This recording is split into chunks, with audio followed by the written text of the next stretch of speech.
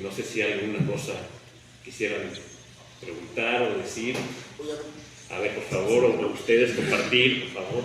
Digo, justo para mí la idea de conversatorio es esto, que se abran umbrales, ¿no? No tener tantas reglas. Yo digo que hay algo que me fascina, ¿no? Hablando un poco de por qué uno se vuelve pintor. Yo me acuerdo que con mi mamá jugábamos al adivina adivinador, ¿no?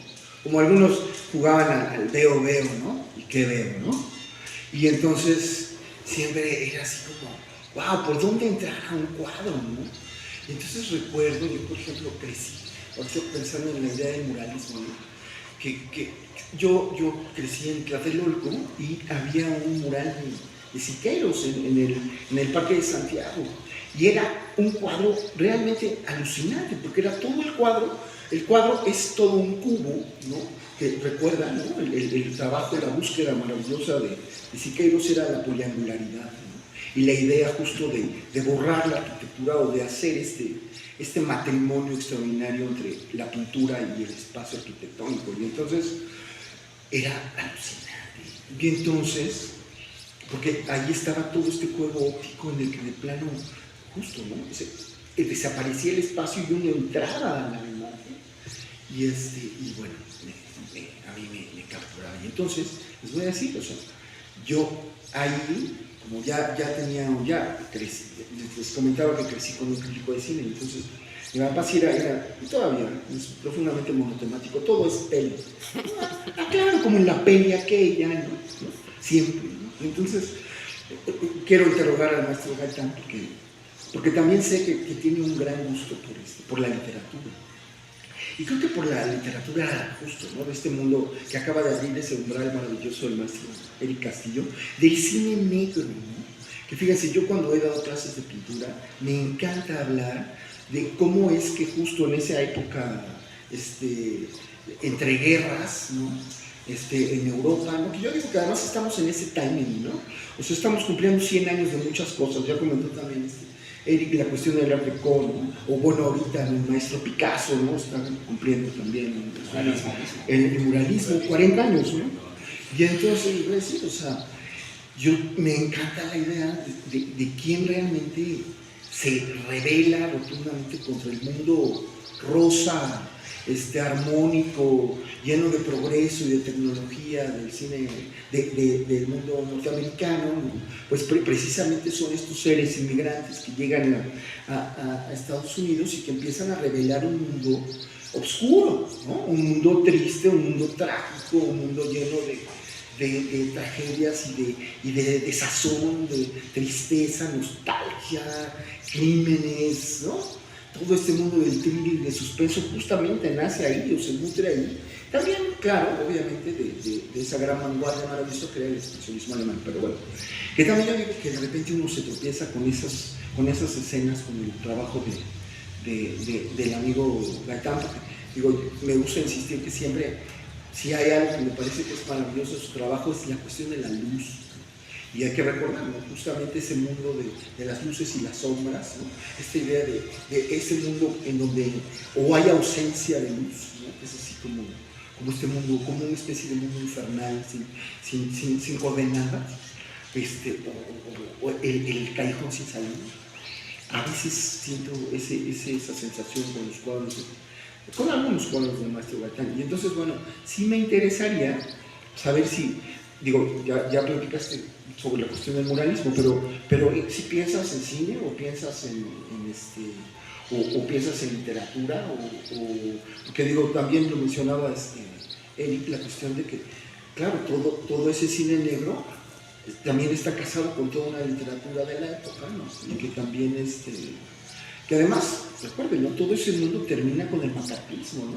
Que es justamente la idea de que justo presentar la realidad cruda, derivaba siempre en una cierta anarquía o en un comunismo latente, ¿no? Simplemente cuestionar que el orden tampoco existe o ese mundo ideal se puede desbaratar en cualquier momento, ¿no?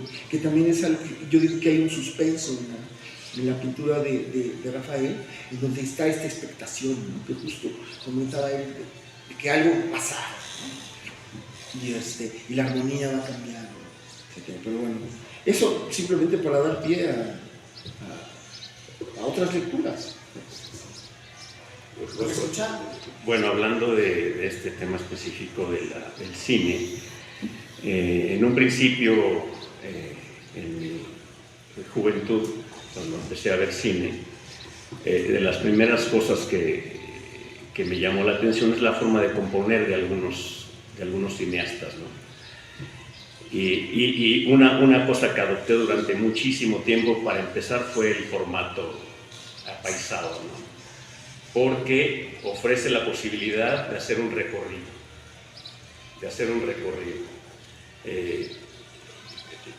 no solamente la imagen está en movimiento, sino que la mirada también está obligada a hacer un recorrido, cosa que casualmente o no casualmente también sucede en el mural, ¿no?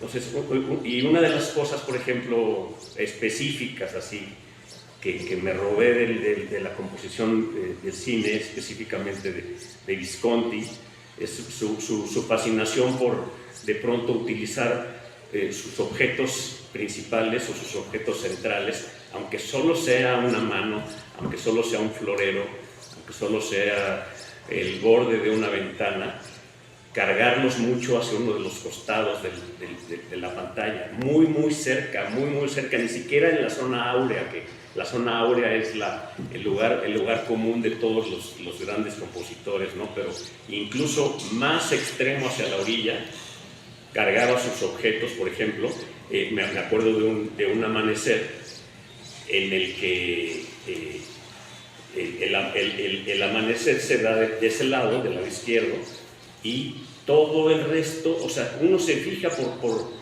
por naturaleza, por una cuestión instintiva animal, nos llama la atención el lugar principal. Y el lugar principal es este objeto que estamos viendo, que está amaneciendo, este sol maravilloso, y nos quedamos fijos ahí, pero todo nuestro lado derecho queda abierto hacia el resto de la pantalla, que a veces ni siquiera terminamos de ver el final de la pantalla, pero le da una amplitud como si estuviera uno de veras al aire libre, ¿no? Entonces yo abusivamente, esa fue una de las cosas que empecé a robarme del cine y de ese tipo de composición, ¿no? Y por ejemplo, otras cosas en el caso, por ejemplo, del espíritu del cine negro, que siempre hay algo inquietante, ¿no? Hay algo inquietante en el fondo de las cosas.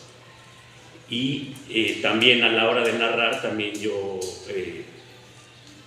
traté durante mucho tiempo, además, porque eso también varía, eso ha variado de acuerdo a mi estado de ánimo. Hay veces que soy muy puntilloso y me dan ganas hasta de molestar, lo hago a propósito, lo hago con toda la intención de que quien lo vea se sienta alterado, ¿no? Y hay veces que trato de rechazar eso y me trato de volver una buena persona y que Dios me perdone y voy a ir a la iglesia otra vez y volverme a confesar y todas esas cosas, ¿no? Pero en general me gana el otro lado, ¿no? De hablar de cosas que, pues la verdad es que no es muy agradable el lugar en el que estamos, ¿no? Tiene de todo, hay cosas muy bellas, pero también otra cosa que es muy importante para mí es cuando hay alguna cosa que no está bien, lo primero que uno tiene que hacer es verla. Si no la ves, no la vas a poder transformar. Entonces, de repente mis cuadros tienen ese problema. A veces me vuelvo como mi mamá, ¿no? Que me quiere decir qué hacer, o me quiere decir cómo arreglar las cosas, o me quiere decir en qué fijarme. Soy como mi propio gestor, o mi propio inquisidor, ¿no?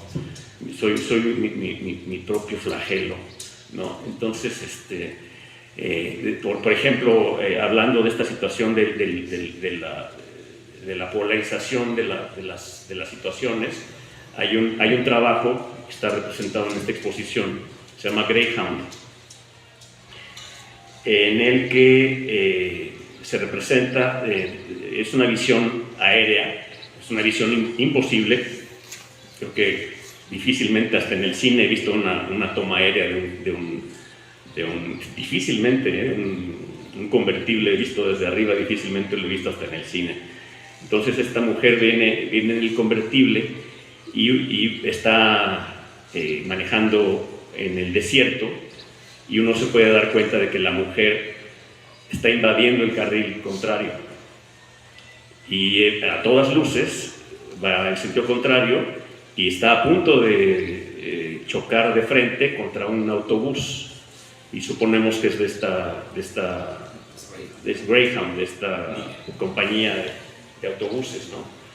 Entonces es una figura que es muy alargada, es muy alargada. Entonces, de un lado, en un extremo, coloqué el horizonte y el autobús. Luego hice la mujer muy alargada, y en el otro costado está la mujer con la cara vuelta hacia atrás, y cuando uno ve la cara de la mujer o la boca de la mujer, no puede ver el autobús, y cuando uno ve el autobús no puede ver la cara de la mujer, y eso no depende de las dimensiones, porque es una pieza muy pequeña, pero en realidad originalmente era un óleo que medía 2 metros, y sucede lo mismo. No es cuestión de tamaño ni de distancia, es cuestión de la escala y de la forma en la que está compuesto. Los elementos están demasiado cargados a la orilla. Entonces uno está obligado a voltear hacia un lado y pierde por completo el otro, ¿no? O sea, ya es un poquito más allá de que solamente sea estirar el paisaje hasta el infinito, sino de que no sea posible para ti verlo, ¿no? De un solo golpe, tienes que recorrerlo. Y es otra vez, eso es algo que también me regresa al muralismo. Ese es uno de los elementos que yo tomé del muralismo,